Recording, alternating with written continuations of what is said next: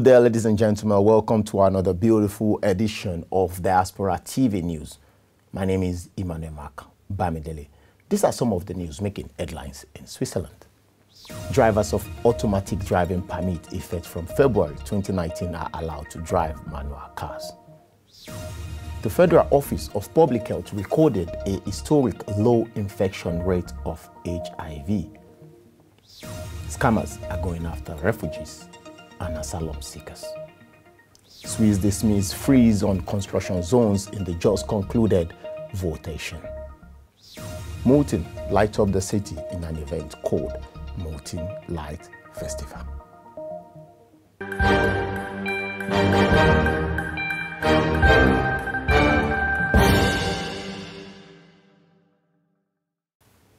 From the 1st of February, anyone that passes their Swiss driving test in an automatic vehicle will be allowed to drive a manual car. A move that has heated debate in Switzerland due to the safety measures. Until now, most aspiring drivers sat their test in manual gear system. If they pass, they were allowed to drive manual as well as automatic cars. Unlike in the past, if their tests were done with an automatic gears, they were not allowed to drive cars with a manual gear system. Diaspora TV Switzerland spoke with Mr. Matundo Inyangi of General System Driving School to educate us on the safety measures to be taken should anyone want to start driving a manual car with their automatic driver's permit. Because the people without license to drive the manual, they take too much time, they have difficulties. In the manual car, I need 2 foot, but in the automatic, only 1 foot. Is that very important to meet a professional driver, a driving teacher, to explain to you for security, for yourself and for everybody? It's very important, you know. According to the report of HIV infection rate of 2017 released by the Swiss Federal Office of Public Health, there was a sharp drop in HIV infection rate in Switzerland. This is due to widespread testing among groups of people who are particularly exposed, as well as an increasingly early start to treatment. This seems to have triggered a trend reversal. 445 new cases of HIV were diagnosed in 2017, 16% fewer than the previous years. This marks an historic low and a continuation of the downward trend that we have seen since 2008. There are currently around 20,000 people in Switzerland living with HIV. Dr. Daniel Koch, the head of Communicable Disease Division of Federal Office of Public Health, spoke to Diaspora TV about the role of his office in assisting migrants to have access to up-to-date information. What we have seen in Switzerland is that the more testing, which is automatically then better detection and at the beginning an increase of new cases, that is not longer the case. Now the cases are going down. Beside that, a lot of testing is already done. But what we want to reinforce is testing in migrants. I think the self-testing kit will help, because people don't want first of all go to the doctor for a test, even if there are a lot of opportunities in Switzerland. But we think that for the migration population, this will help, and more testing is very helpful.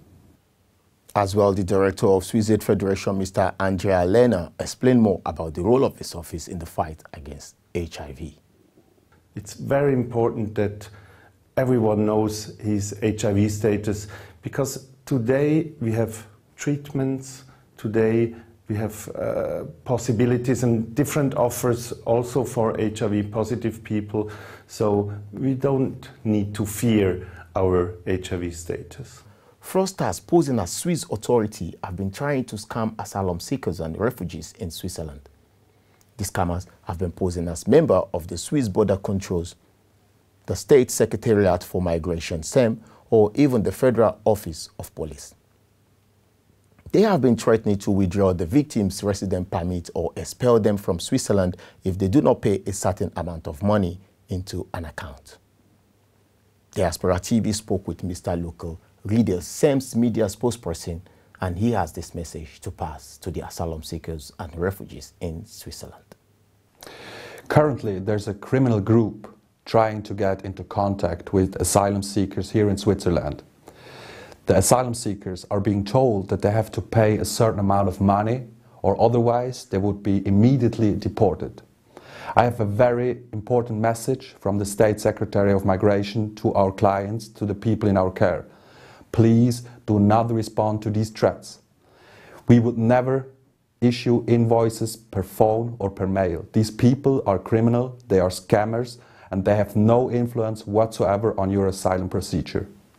If you are in any kind of doubt, please contact the local SAM authorities or immediately call the police. In the just concluded votation of Sunday, 10th of February 2019, voters in Switzerland have thrown out a proposal aimed at curbing urban new buildings. The initiative from the youth chapter of the Green Party failed to attract broad support.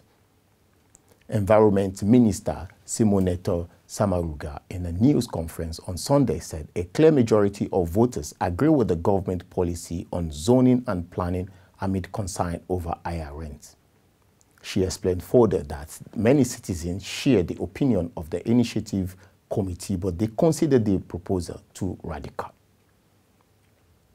The total turnout was 37.4% of the 5.3 million eligible voters of Swiss citizens, including registered members of the Swiss expatriate community.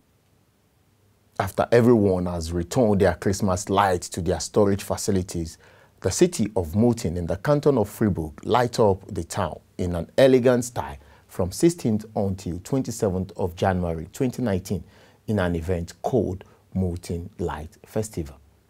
Mr. Stefan Morey, director of Muthen Tourism, explained more about the festival and the history.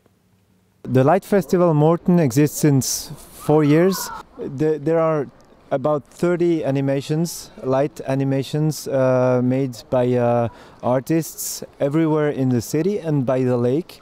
And you just can walk around about 2-3 hours, visit all the places, and the old town itself is very beautiful. On behalf of the production team of Diaspora TV, I'd like to say thank you to you viewers for staying tuned to Diaspora TV. Till another time, I am your host, Emmanuel Mark Bamidele. Have a nice day.